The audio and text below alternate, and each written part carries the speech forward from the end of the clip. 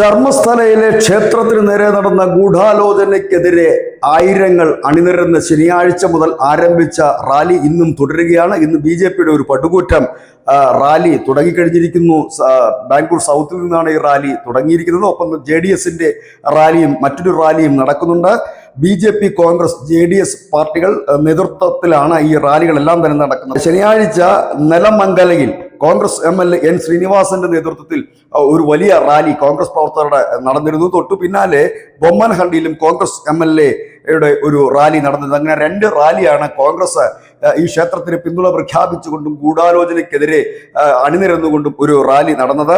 ഒപ്പം തന്നെ മതം സംരക്ഷിക്കാൻ പോരാടും എന്ന് പ്രഖ്യാപിച്ചുകൊണ്ട് മതം സംരക്ഷിക്കാൻ യുദ്ധത്തിനിറങ്ങൂ എന്ന് ബാനർ ഉയർത്തിക്കൊണ്ട് ബാംഗ്ലൂർ സൗത്തിൽ നിന്നും BJPയുടെ MP തേജസ്വി സൂര്യ ഉദ്ഘാടനം ചെയ്ത റാലി ആരംഭിച്ചിരിക്കുന്നു.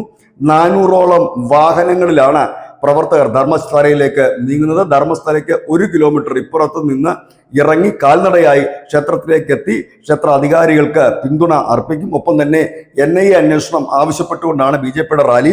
കൂടാതെ കർണാടകത്തിലെ മറ്റൊരു പാർട്ടിയായ JDS മാണ്ഡ്യയിൽ നിന്ന് 350 വാഹനങ്ങളുടെ ഒരു റാലി, ആ വാഹനങ്ങളിൽ പ്രവർത്തകരുമായി ധർമ്മസ്ഥലയിലേക്ക് പുറപ്പെട്ടു കഴിഞ്ഞിരിക്കുന്നു. അങ്ങനെ മറ്റൊരു റാലിയാണ്. കർണാടകയിൽ കഴിഞ്ഞ ദിവസങ്ങളെല്ലാം കാണാൻ കഴിയുന്ന ചെറുതും വലുതുമായി ആയിരക്കണക്കിന് ഹൈന്ദവ സംഘടനകളുടെ റാലിയാണ്. ഈ സമയങ്ങളിൽ, അതായത് ഈ അന്വേഷണം നടക്കുന്ന സമയങ്ങളിലൊക്കെ നിശബ്ദരായിരുന്ന ഹൈന്ദവ സംഘടനകൾ ഇത് മതം തകർക്കുവാനുള്ള ഗൂഢനീക്കമാണെന്ന് ആരോപിച്ചുകൊണ്ട് ഈ അന്വേഷണം NIAക്ക് കൈമാറണമെന്ന് ആവശ്യപ്പെട്ടുകൊണ്ട് വലിയ പ്രതിഷേധം തന്നെയാണ് ആരംഭിച്ചിരിക്കുന്നത്. ഇതിനിടയിൽ ഈ മനാഫ് എന്ന് പറയുന്ന ഇതിന്റെ ആക്ഷൻ കമ്മിറ്റിയുടെ നേതാവും ഒപ്പം തന്നെ യൂട്യൂബർ വാർത്തകൾ ചെയ്തിരുന്ന സമീർ എന്ന് പറയുന്ന വ്യക്തികളും ഒളിവിലാണെന്നുള്ള വാർത്തകൾ പുറത്തു വരുന്നു. ഇതിനിടയിൽ ഈ മുഖ്യ സാക്ഷി, അതായത് ഈ വ്യാജ കഥകൾ ചമയ്ക്കുകയും പോലീസിനെ വട്ടം ചുറ്റിക്കുകയും ഒപ്പം ഹൈന്ദവ സമൂഹത്തെ അപമാനിക്കുകയും ചെയ്ത ഈ സാക്ഷി വർഷങ്ങൾക്ക് മുമ്പ് ഹിന്ദുമതം ഉപേക്ഷിച്ച് ക്രിസ്ത്യൻ മതത്തിൽ ചേർന്ന ആളാണെന്നുള്ള പുതിയ വാർത്തകളും വരുന്നു. ഇതോടുകൂടി പുതിയ വഴിത്തിരിവ്, അതായത് മറ്റേതെങ്കിലും മതസംഘടനകൾ കൂടി